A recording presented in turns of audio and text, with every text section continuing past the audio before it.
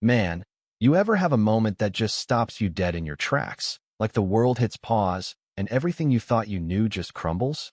That was me, Jake Harper, standing in the fluorescent hum of Dawson's Market, my cart half full of cheap beer and frozen pizzas, when I saw her Lila Monroe, my ex-wife, picking out avocados like she hadn't just turned my life upside down.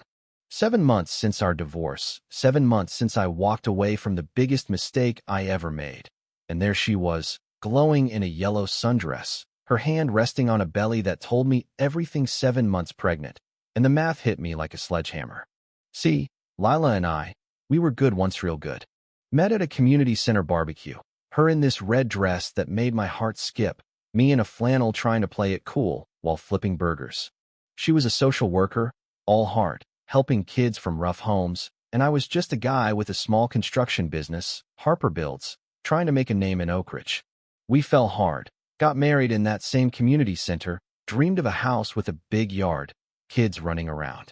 But dreams don't pay bills, and when the economy tanked, so did my business. Big clients bailed. I had to lay off half my crew, and the stress it ate me alive. I'd snap at Lila over nothing, hate myself for it, but I couldn't stop. She never complained, just worked extra shifts, cooked my favorite chili on a budget that'd make your head spin. Then she came home one night, eyes shining, holding a pregnancy test with 2 pink lines, and said, "Jake, we're gonna have a baby." And me? Instead of scooping her up, I looked at the stack of overdue bills on the table and said, "Lila, we can't afford this. Maybe we should think about options."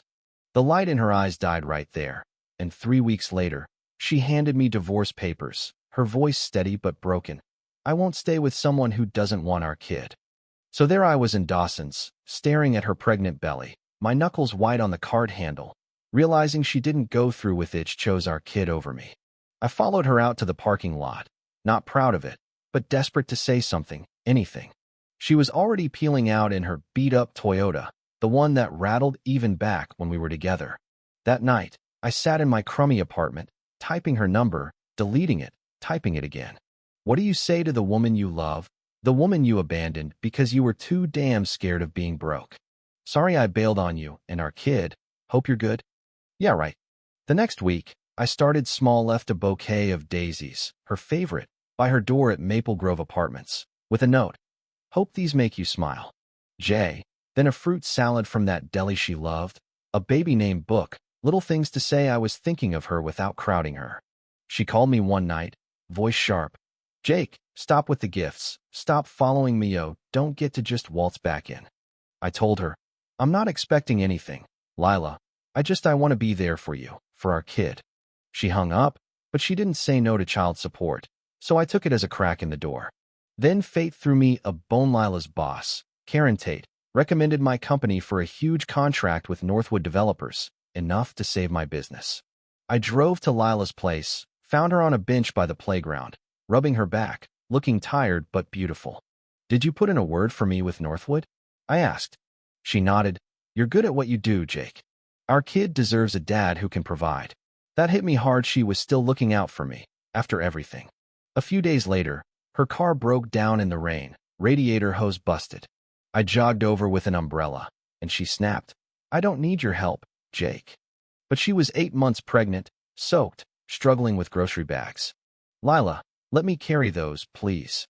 She glared, but nodded, and I carried her bags up to her apartment, catching a glimpse of a bassinet in the corner.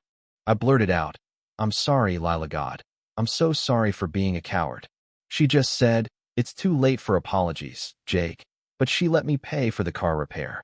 It wasn't forgiveness, but it was something.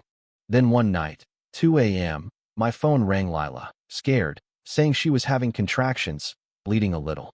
I was at her place in 10 minutes, got her to the hospital, held her hand through the fear. The doctor said it was early labor, stress-related, and asked if she had support.